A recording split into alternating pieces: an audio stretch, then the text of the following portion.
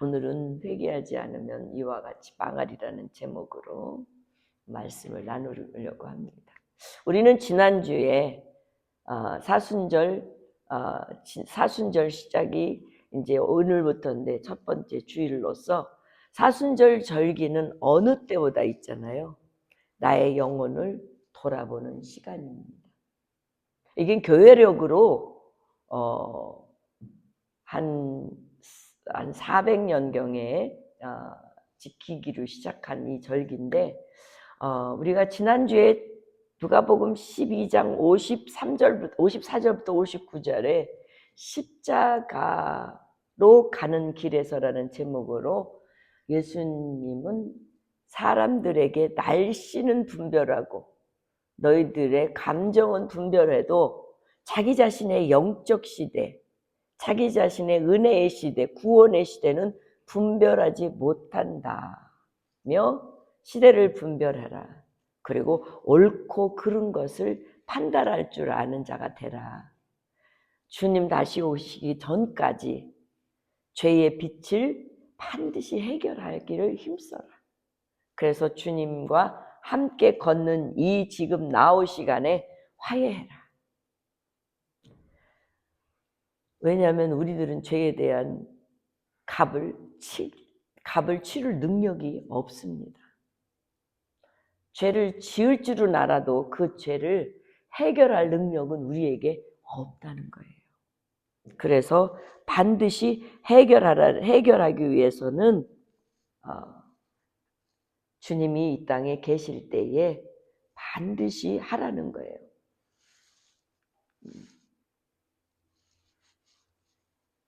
그래서 사도 바울은 지금은 바로 은혜의 때이고 지금은 구원의 때이라고 하면서 지금 지금 자비를 구하고 지금 화해를 구하고 지금 주님 앞에 하나님 심판대 앞 서기 전에 내 영혼에 대해서 은혜를 책임 있게 감당하는 나와 여러분이 되라고 말씀하셨습니다. 오늘은 그 말씀을 이어서 시작되는 본문입니다. 본문 1절이 이렇게 시작되고 있습니다.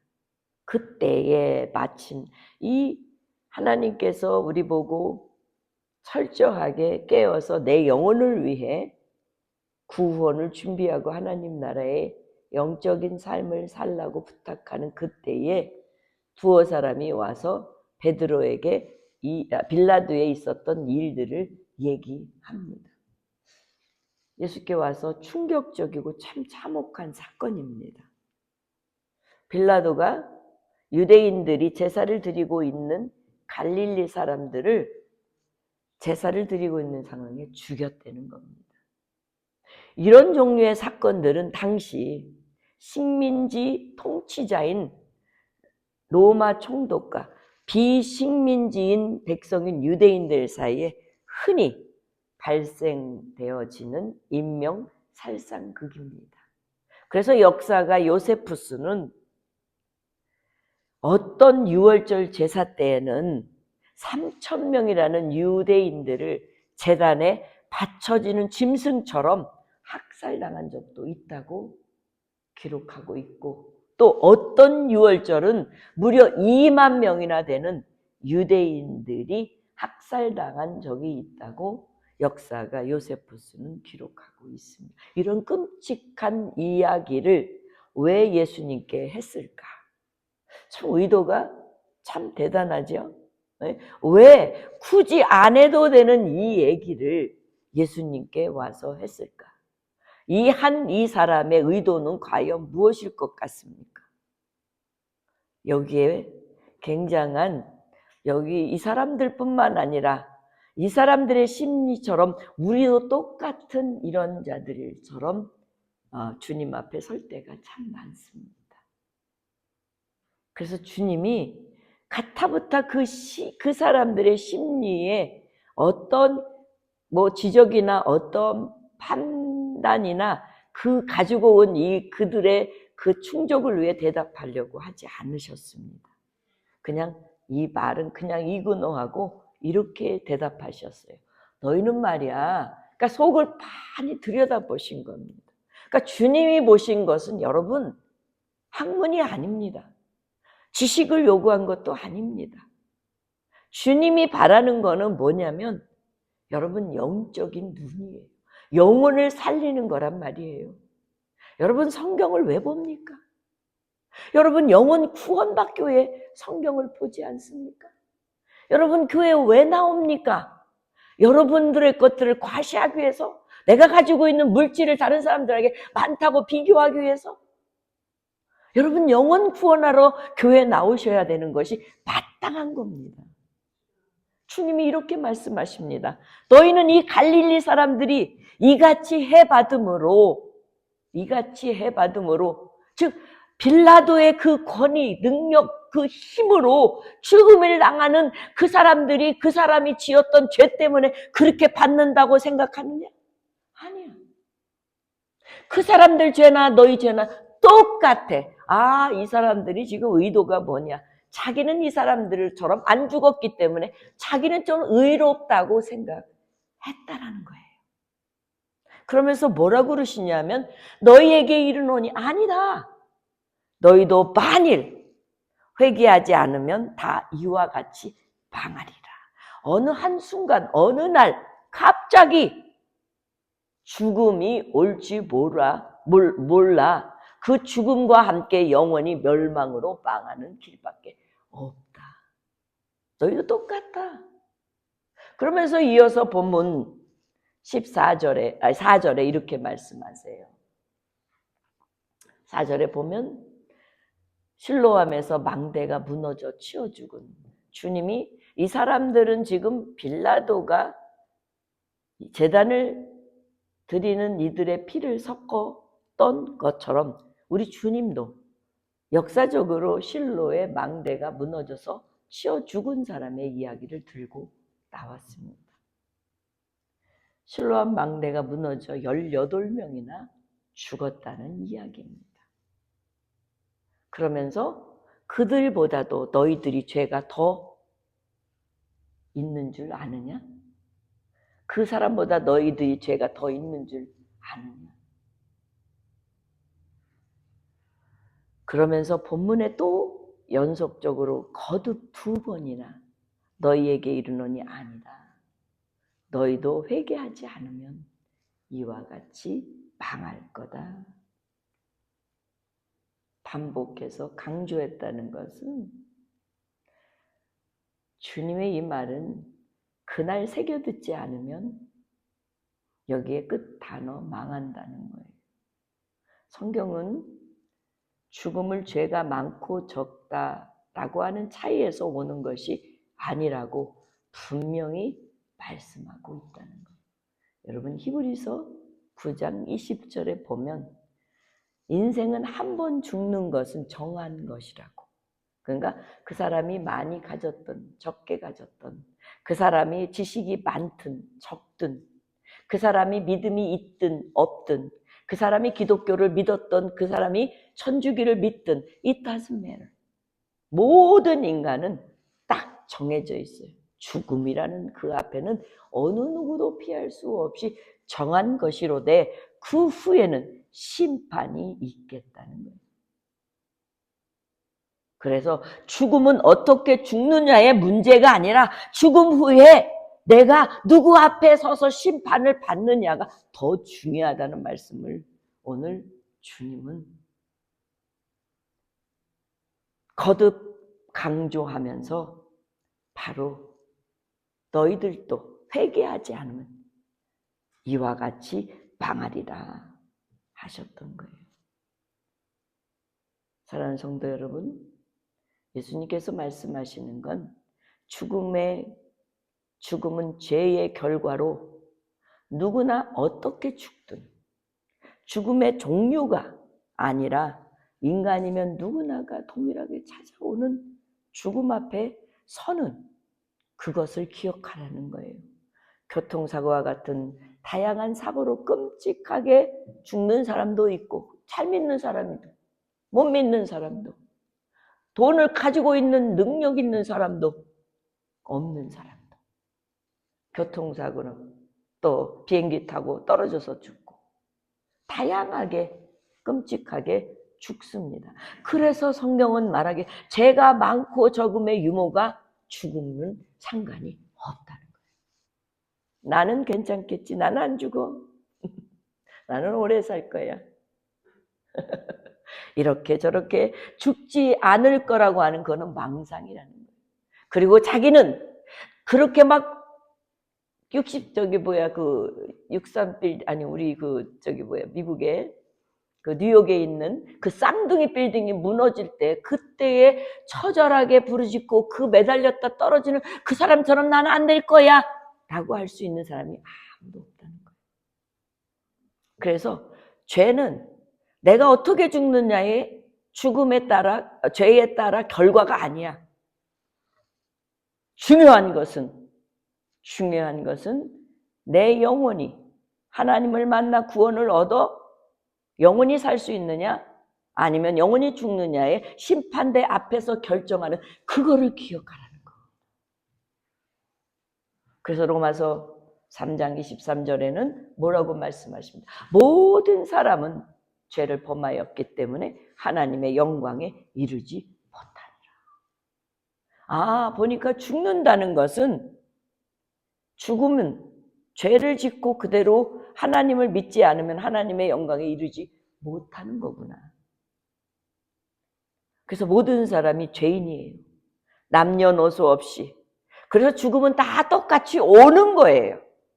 그래서 이 죽음이라고 하는 것은 죄에 이미 창세기 3장에 선악과를 따먹는 즉시로 죽은 것이에요. 영적으로 죽음을 의미한다. 하나님의 영광에 이르지 못하는 죽음을 의미한다는 거예요. 많은 사람들은 예수를 믿어도 이걸 모르고 예수만을 쫓을 수도 있습니다. 그리고 불교를 찾아가서 아무리 참선을 한다 해도 그 참선을 통하여서 죽음은 비껴나가지 않는다는 사실을 모르고 참선하는 사람들도 많이 있을 거라는 것입니다. 그러나 우리 성경에는 분명히 야고보서 2장 10절에 누구든지 온 율법을 지키다가 그중 하나만 범해도 범죄하는데 그걸 어떻게 이 문제를 해결할 수 있겠습니까? 율법 조항의 하나라도 유대인들은 613가지의 율법을 정해놓고 행해야 될 것 365가지, 행하지 말할 것 28가지 그렇게 정해놓고 이들은 지키는 데 열연이 되어 있는데 정작 정신은 잊어버리고 있어요. 문제는 죽음 후에 심판, 하나님 앞에 서야 한다는 사실을 잊고 있다는 겁니다. 예나 지금이나 죄에 대한 결과는 고정관념이 있어요. 우리나라도 그렇고 세계 어디에도. 왜냐하면 심지어 제자들조차도 예수님께 이렇게 물었거든요. 여러분이 잘 알다시피 예수님께서 길을 가실 때 날 때부터 소경된 사람이 있었어요. 그 사람을 보고 제자들이 이렇게 물어요. 예수님, 저 사람이 말입니다. 저렇게 소경된 게 누구의 죄입니까? 저들의 죄입니까? 저의 죄입니까? 부모의 죄입니까? 조상의 죄입니까? 여러분은 어떻게 생각하시는지요? 그래서 오늘 본문을 보면 죄에 대한 두 가지의 죄의 똑같은 단어임에도 불구하고 똑같은 죄라고 하는 그 글을 썼어요. 단어임에도 한국어로는 단어임에도 불구하고 헬라어로는 두 가지의 의미가 있습니다. 그게 뭐냐면 첫 번째는 여러분 2절하고 4절 보면 예수님께서 이렇게 말씀하시잖아요. 갈릴리 사람들이 이같이 해받음으로 다른 모든 갈릴리 사람보다 죄가 더 있는 줄 아느냐? 또 실로암의 망대가 무너졌을 때, 이 실로암의 망대가 무너졌을 때에 죽은 사람, 그때 치여서 죽은 사람도 죄가 더 있는 줄 아느냐? 더 있어서 죽은 줄 아느냐? 여기서 죄는 2절의 죄는 하마르티아, 하마르톨로이. 그 다음에 4절에 이 죄는 오페일 테타이, 오페일 레타이, 그러니까 빚진 자. 위에 앞에는 여러분이 관역에서 벗어났다라고 하는 하마르티아의 그 본질에서 나온 거고, 뒤에 거는 오페일 레타이라고 하는 거, 빚진 자를 의미해요. 이 말은요, 실로암은요, 예루살렘 남쪽과 동쪽 성벽에 접해 있거든요. 거기에 기온이라고 하는 그 흐름 속에서 물이 공급돼요. 그 공급되는 물이 저장하는 저수지를 만들기 위해서 거기다가 세워놓은 그 망대가 있어요. 그 망대를 세웠는데 망대가 무너져 버려서 공사 중에. 그래서 18명이라는 생명이 죽었어요. 이 사건의 문제는요, 빌라도가 물을 공급을 개선하기 위해서 실시한 수로공사였거든요. 그런데 놀랍게도 이 빌라도가 그 공사비를 성전에 있는 바쳐진 돈을 갖다가 인부의 돈을 나눠준 거예요. 노임을 준 거예요. 그러니까 그 노임을 받고 이 사람들 18명이 죽었으니까 이 사람들은 성전에다가 받은 노임을 돌려줘야 할 빚진 자가 된 거야. 이해가 되세요? 빚진 자가 된 거야. 그러니까 이들 죽음도 빚진 자의 죽음이 있고 빚진 자의 죽음이 없는 것을 의미하면서 너희들이 빚진 자로 죽었다 해도 그 죽음이나 이 죽음이나 더 너희들보다 더 악해서 죽은 거냐? 이 의미라는 거예요. 누구의 책임이에요? 사실 이 책임은 사실 실로암 망대가 무너진 것은 빌라도가 책임을 져야 되는 거예요. 왜? 하나님의 성전에서 돈을 훔친 게 아니라 빼앗아다가 임금의 돈을 줬어요. 임금으로 나눠줬습니다. 그렇다면 여러분, 회개의 대상을 삼아야 한다는 말이냐는 거예요. 그래서 성경은 본질적인 죄를 이렇게 설명한다는 걸 꼭 기억하시기 바랍니다. 자, 그래서 여러분이 잘 보면 16장 9절 요한복음에, 그래서 예수님께 지금 포커스하는 것은 죄가 아니고 죽음이 아니고 그보다 더한 거예요. 뭐예요? 죄가 되어야 하라 함은 그들이 나를 믿지 하며. 지금 상대를 예수님을 세워놓고 이들은 의도적으로 밀어내려고 하는 질문이었거든요. 그러니까 예수님께서 이 말을 하고 싶은 거예요. 죄에 대하라 하면 그들이 나를 믿지 아니하는 거야. 그 죽음은 믿지 않음으로 인한 놀라운 회개의 영이 없으면 그냥 망하는 거야 라는 의미를 담고, 근본적인 죄라고 하는 것은 예수님을 믿지 않는 거, 예수님을 믿으려고 하지 않는 거, 예수님을 믿으려고 하는 게 거부하는 거, 이게 가장 근본적인 죄라는 사실을 오늘 말씀하기를, 오늘 제목으로 말씀하는 내용입니다. 회개하지 않으면 이와 같이 망하리라. 망대에서 무너지든 가서 교통사고로 가다가 무너지든 어떤 죽음이든 회개 없는 죽음이었기 때문에 망한다. 그래서 요한복음 14장 6절에 뭐라 그러시냐면, 예수께서 이르시되 주님이 곧 길이요 주님이 곧 진리요 생명이니 나로 말미암지 않고는 아버지께 올라갈 자가 하나도 없다. 여러분, 이 세상에 80억 인구가 있어요.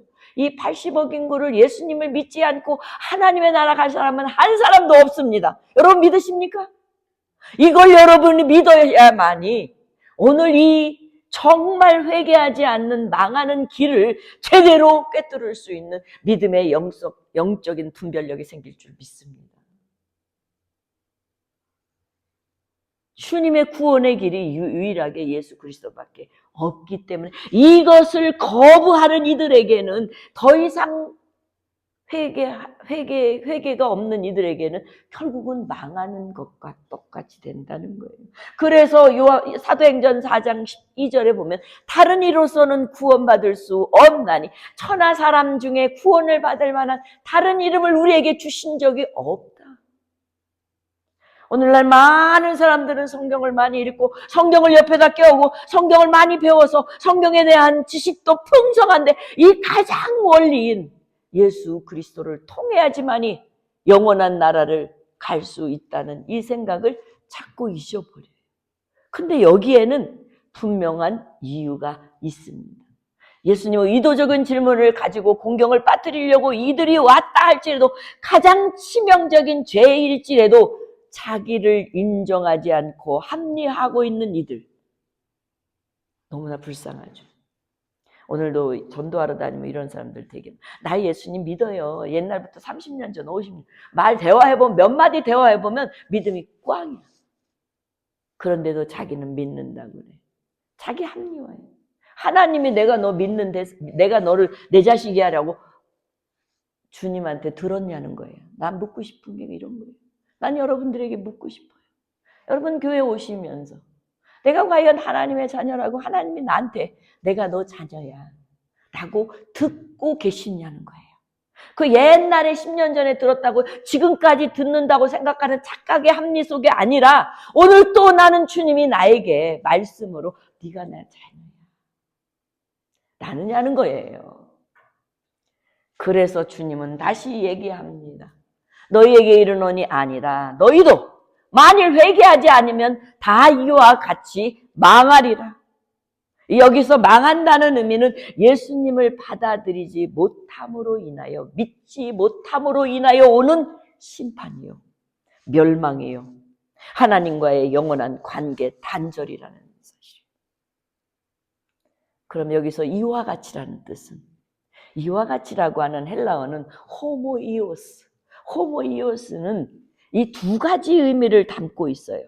공포스러운 경고가 될 수 있고요, 하나는 은혜의 촉구가 될 수 있는 외형적인 동일함이 아니라 본질적인 결과적 동일함을 가리키는, 사용하는 단어예요.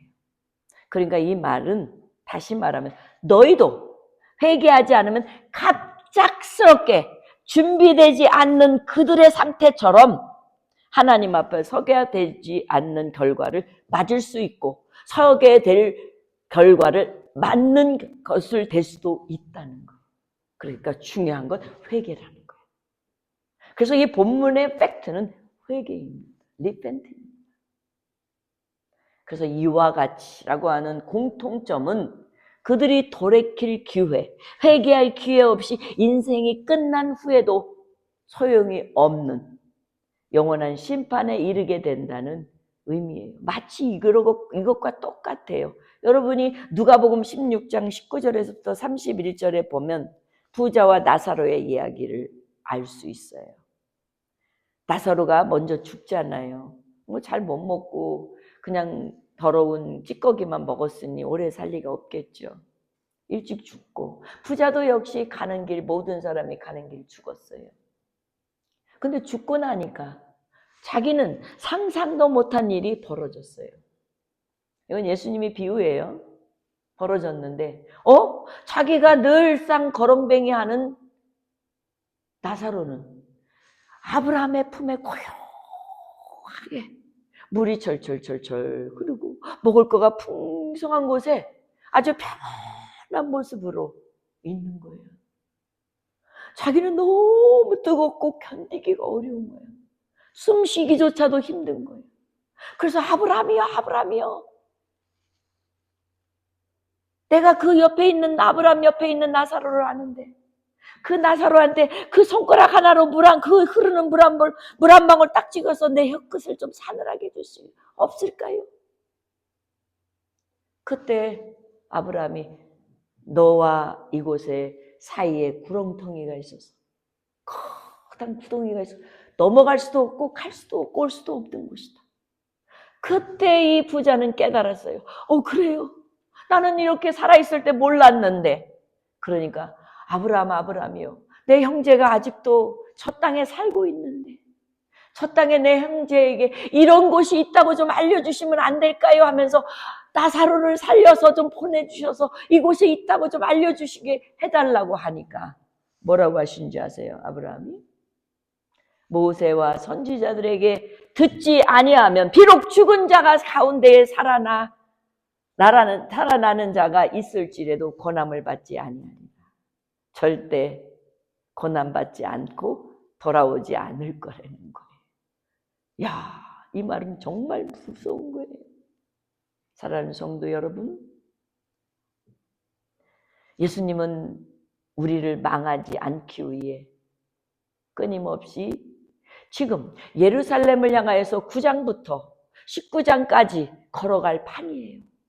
그 선상에서 이 망대의 이 빌라도의 이 피 섞은 이 문제를 가지고 들고 온 이 사람들은, 우리들은 이 사람들 속에 안 포함되어 있으니까 괜찮죠 라고 듣고 싶은 자기 합리화적인 신앙의 열망 속에 있는 이들에게, 너희도 회개하지 않으면 그들과 별반 틀리지 않고 망해. 여러분, 우리 아버지의 마음은, 저는 에스겔서를 강의하면서 에스겔서 33장 11절을 얼마나 붙잡고 하나님의 마음이 그 안에 다 담겨져 있어요. 여러분, 아버지의 마음은 어떤 줄 아세요? 지금도 이 마음 동일하세요. 너는 그들에게 말하라. 주 여호와의 말씀이니라. 나의 삶을 두고 맹세하노니, 아버지께서 아버지의 삶을 맹세로 하셨어요.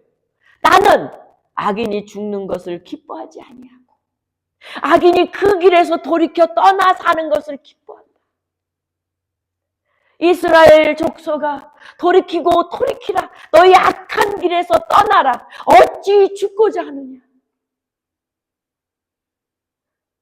사랑하는 성도 여러분, 우리 주님은 왜 너희들도 회개하지 않으면 이와 같이 망하리라 하신 말씀이 이 아버지의 간절한 마음을 품고 그들에게 다가선 줄 믿습니다. 사랑하는 성도 여러분, 오늘 사순절 첫 번째 주일입니다. 앞으로 5주를 더 사순절 기간을 보낼 것입니다. 이 기간 회개하지 않으므로 이와 같이 망하는 자가 되는 삶이 되지 않기를 주의 이름으로 축원합니다. 그래서 사도 바울은 우리에게 고린도후서 7장 10절에 이렇게 말씀하셨습니다. 하나님의 뜻대로 하는 근심은 후회할 것이 없는 구원에 이르게 하는 회개를 이루는 것이다. 여러분, 회개를 그냥 쪼르륵 이렇게 한다고 해서 되는 게 아니에요. 근심하는 것이에요. 여러분, 자그마한 죄까지 성령은 나를 지적해서 근심하게 만들고 결국은 토해내게 만드는 이 회개. 이 회개는, 근심은 사망을 이루지만 우리 이 회개는 후회할 것이 없는 구원에 이르게 하는 회개. 이 회개하라고 부탁하고 있습니다. 하나님의 뜻대로 하는 근심, 그게 회개인데 그 회개 후회하지 않습니다. 우리는 부끄러워서 내 죄 고하지 못하죠. 그래서 신부들한테는 고해성사 잘하는데 목사들한테는 자기 죄 회개하고 고백하고 용서받기 위해 와서 기도받고 상담받는 사람이 요즘 없어요. 몰라, 상담받으면 돈 줘서 그래. 돈 줘야 되는 부담감 때문인지. 돈 안 받아요? 사랑하는 성도 여러분, 심각한 거예요. 내 영이 죽느냐 사느냐 지적하면 난리가 나죠. 그런데 여러분, 목사한테는 지적 받아도 돼요. 왜? 여러분의 영혼이 살기 때문에. 그래서 회개와 구원은 불가분의 관계입니다. 회개 없이는 십자가도 칠 수 없습니다. 십자가를 치는 것은 페이크로 짓는 겁니다. 회개를 정말 하는 사람이 십자가를 치는 그 십자가는 상급으로 쌓아오지만, 회개 없는 십자가는 자기 만족하다가 회개 없는 멸망으로 가게 되는 사실입니다. 성경은 그래서 우리에게 회개에 합당한 열매가 있다고 말씀하고 있습니다. 그러면 합당한 열매가 뭘까요? 주님을 볼 수 있기 때문에. 합당한 열매는 주님을 볼 수 있기 때문입니다. 히브리서 12장 14절에 보세요. 모든 사람과 더불어 화평하고 거룩함을 따르라. 이것이 없이는 아무도 주를 보지 못하리라. 회개의 열매는 화평함을 이루는 겁니다. 그리고 회개의 열매는 자기의 거룩성이 따라가게 돼 있어. 추한 모습이 아니라 자기의 거룩함. 그래서 이것이 없이는 아버지를 볼 수 없다고 성경은 말씀하고 있어요. 여러분이 진짜 하나님을 지금 보지 못하면 화평함을 내가 이루고 있는 존재인가? 내가 거룩함을 따르고 있는 존재인가? 살피는 귀한 시간이 되기를 주의 이름으로 축복합니다. 성경은 진실한 회개, 이 회개는 구원을 얻는다고 말하고 있습니다. 그래서 진실한 회개를 어떤 사람이 했는가를 제가 오늘은 성경에 너무 빨갛죠? 성경의 인물들을 들어서 가져왔습니다. 여러분, 다윗은 정말 하나님이 지적이 없었다면 악한 사람이었어요. 여러분이 잘 알다시피 다윗은 잘 가다가 그냥 정욕의 눈이 어두운지 아름다움의 눈이 어두웠는지는 모르지만 남의 아내를 데리고 자기 것 만들었어요. 거기서 끝나면 되는데 이 아내를 내 것으로 만들어야 되니까 이 남편을 죽이기 위해서 보이지 않는 권력의 힘으로 지도새도 모르게 죽이는 계략으로 이루었어요. 하나님 다 아셨어요. 나단을 보내서 그 놀라운 사실을 지적했을 때 주님은 왜 나단을 보내셨을까? 회개하기 위해서. 왜? 다윗을 사랑하기 때문에. 그랬을 때 그 얘기를 듣고 다윗은 뭐라 그래요? 나단 앞에 무릎을 탁 꿇으면서 내가 여호와께 죄를 범하였노라. 하나님 앞에 죄를 범하였노라. 여러분 목사한테 죄 진 거 아니잖아요. 여러분 죄는 하나님 앞에 죄 짓는 거잖아요. 나도 그렇고 여러분도 그렇고. 다윗은 확실하게 알았어요. 이 죄는 나를 구원하는 일에 걸림돌이 되고 회개하는 일에 철저하게 방해하는 요소라는 것. 그런데 그걸 뛰어넘어야만이 죄를 고백해서 회개함을 이루고 구원에 이르는 줄 여러분 믿으시길 바랍니다. 다윗은 그래서 이 철저한 회개로 이후에 회개는 완전히 돌아서는 겁니다. 방향이 완전히 하나님께 돌아서는 겁니다. 방향이 완전히 하나님의 말씀대로 사는 것입니다. 여러분의 생각이 아니고 여러분의 뜻이 아니고 아버지의 생각, 아버지의 뜻으로 완전히 돌이키는 겁니다. 다윗의 남은 여생은 아버지 마음에 흡족한 인생으로 마무리 지었습니다. 베드로 어땠습니까? 베드로도 예수님 앞에 장담을 하는 사람이었지만 예수님이 내가 잡혀갈 때 나를 부인할 거야. 아유 주님 다른 사람 다 부인해. 난 절대로 그렇지 않을 거예요. 했던 주님이 너는 나를 부인하면 닭이 3번 울 거야. 놀라운 사실을 닭이 3번 우는 순간에 그는 아버지의 말씀, 주님의 말씀이 생각나서 통곡하며 회개하고 요한복음 21장에 가보면 그는 그동안에는 남이 자기가 자기 띠를 띠고 걸어갔지만 남이 자기에게 십자가를 치든 띠를 찌든 그냥 남이 가라는 대로 갈 길이 그에게 주어졌음을 그대로 받아들이고 순종하는 인생으로 살아가지 않았습니까? 삭개는 어떻습니까? 키가 작고 못났지만 주님을 그렇게 보고 싶어서 뽕나무에 올라간 어른이 뽕나무에 올라갔다고 생각해보세요. 되게 웃기는 장면 아니겠어요?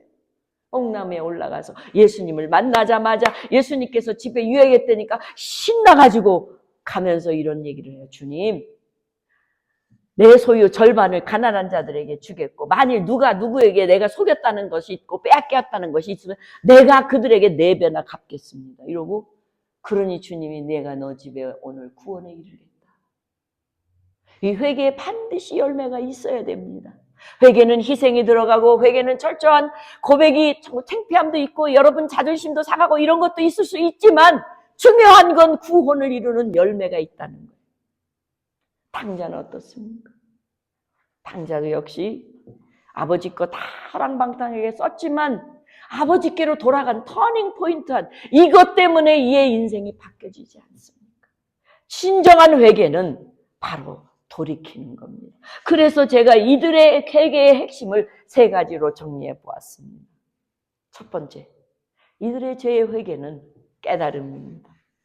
여러분, 회개하려면 내가 어떤 죄를 지었는지 알아야 회개할 거 아니에요. 내가 죄인인지도 모르는데 뭘 회개를 해?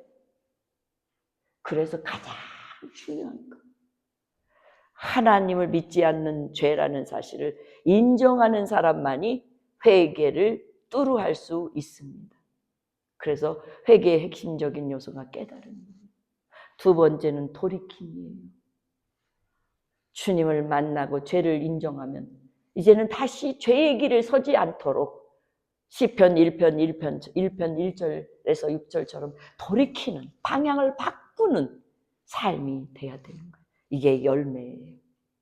그리고 세 번째는 진정한 회개한 사람은 자기를 하나님의 더 이상 나는 나로 살지 않고 하나님의 의의 옷을 갈아입은 의의 사람으로 살아가는, 하나님께 돌아가는 자예요.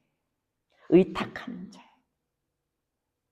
그래서 제가 여러분들과 저에게도 마찬가지고, 여러분이 내가 진정한 회개가 한 자, 그래서 구원받은 자인지 안 한 자를 요걸 보시면, 여러분 스스로를 진단하시면 오늘과 같이 말씀하신 대로 만일 너희가 회개하지 않으면 이와 같이 망하리라. 나와 여러분은 망하지 않는 영원한 천국 백성이 되게 될 줄 믿습니다. 사랑하는 성도 여러분, 서로 마주보면서 우리 주님께서 하신 놀라운 말씀을 기억합시다. 삶의 방향은 달라져도 죄는 반드시 미워하시고, 삶의 방향이 다르게 했으니 이제 성결한 삶으로 이어져야 되지 않습니까? 성화의 길을 가야 되지 않습니까?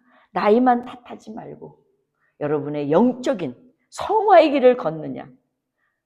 회개의 죄를 슬퍼하는 것이 아닙니다. 회개는 슬퍼할 죄가 아닙니다. 하나님을 다시 만나 하나님을 선택하고 하나님께 위탁하는 것이 진정한 회개입니다. 회개는 과거를 붙드는 눈물이 아닙니다.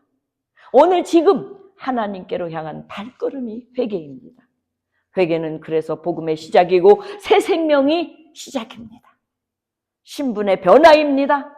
죽음에서 영원히 죽지 않는 새 생명입니다. 그래서 예수님은 우리에게 나는 부활이요 생명이니 나로 말미암지 않고 죽어도 살겠고 무릇 살아서 나를 믿는 자는 영원히 죽지 아니하리라. 사랑하는 사랑하는 성도 여러분, 사순절 기간 동안 주님께 가까이 더 가까이 나가 십자가 앞에서 주님과 함께 십자가의 아픔을 나누며 사순절을 보내는 나와 여러분이 되어야 되지 않겠습니까? 아멘. 기도하겠습니다.